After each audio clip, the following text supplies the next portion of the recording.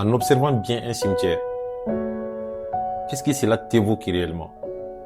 De la mémoire, du passage du temps, de la finitude de la vie. Mais le plus grand cimetière n'est pas celui des morts.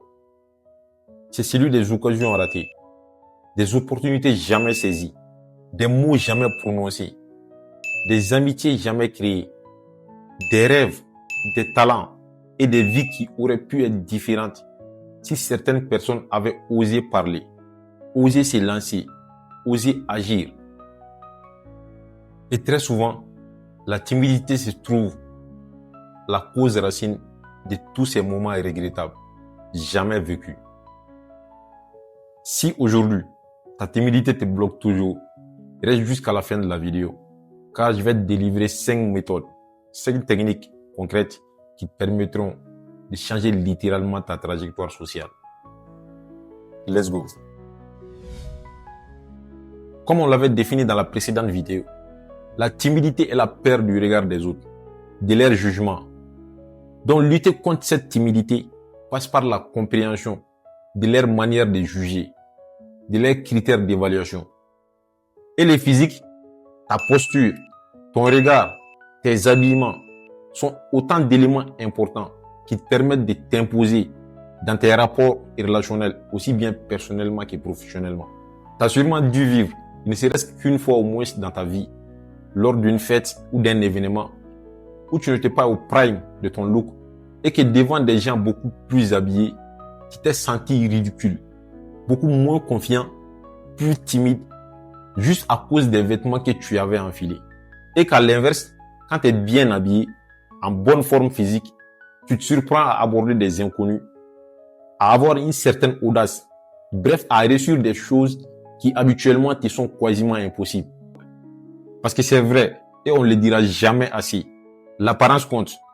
On ne juge pas un livre à sa couverture, mais c'est elle qui nous donne envie de l'ouvrir. Et la perception que les autres ont de toi pèse énormément dans la balance dans tes rapports relationnels avec eux. Donc pense à prendre bien soin de la manière dont tu te présentes aux autres, car c'est vraiment là que tout se joue. Après avoir investi dans ta présentation, la perception que les autres ont vraiment de toi, il sera maintenant temps de capitaliser dessus. Et l'une des manières la plus belles de le faire est de t'exposer progressivement et intelligemment. Pas avec des objectifs ultra inaccessibles, mais en commençant petit, voire très petit. Cela dépendra bien sûr de ton niveau de timidité. Mais tu peux commencer par des trucs beaucoup plus safe, comme complimenter les sourires, les styles vestimentaires, les actes positifs de tes connaissances bienveillantes. Car tu es beaucoup plus sûr avec eux d'avoir un retour positif qui est susceptible de t'encourager. Et en fonction de ces feedbacks, tu peux augmenter les niveaux progressivement. Le but n'est pas forcément d'avoir un retour positif, quoique très important, mais de te présenter, de jouer le jeu et de sortir de ta zone de confort. Car chaque petite victoire, chaque avancée renforce ton courage et ta volonté de vaincre ta timidité. Une fois que tu as pris soin de ton apparence physique, de sortir progressivement de ta zone de confort, il sera maintenant temps d'optimiser et de perfectionner ta stratégie. Te préparer aux imprévus en préparant certaines répliques à l'avance. Car très souvent, la peur, la timidité vient de l'imprévu. C'est la vie qui est un miracle. Ça dure le temps d'un timbre-poste et on construit Notre-Dame de Paris. On vit le temps d'un timbre-poste et pourtant on construit Notre-Dame de Paris pour rester éternel. Nos vies durent le temps d'un timbre-poste, mais on fait comme si on était éternel. C'est la seule façon de vivre. Je pense que la monstration est beaucoup plus importante que la démonstration. La monstration est tellement plus importante que la démonstration. Tu l'auras bien compris, car même les plus grandes cérémonies le font. Car les objectifs les mieux reçus, les choses les plus accomplies, sont les mieux préparées. Cette quatrième technique est dangereusement puissante, car le regard seul est une arme puissante, quoique différente en fonction des cultures. Par exemple, en Afrique, regarder une personne supérieure d'âge dans les yeux lors d'un échange est un peu mal vu et perçu souvent comme une forme d'impolitesse.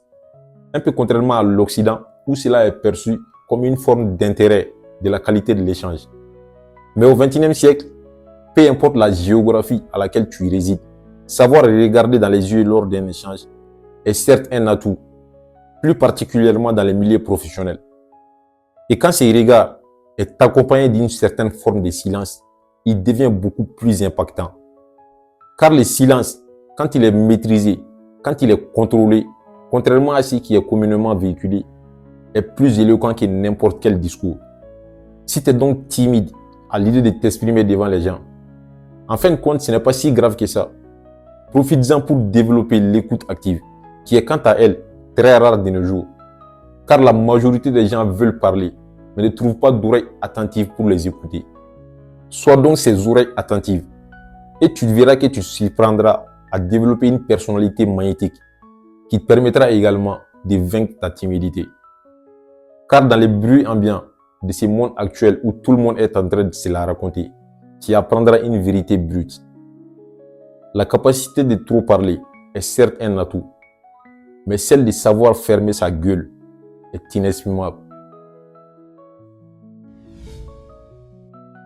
Cette technique n'est pas en dernière position de manière fortuite.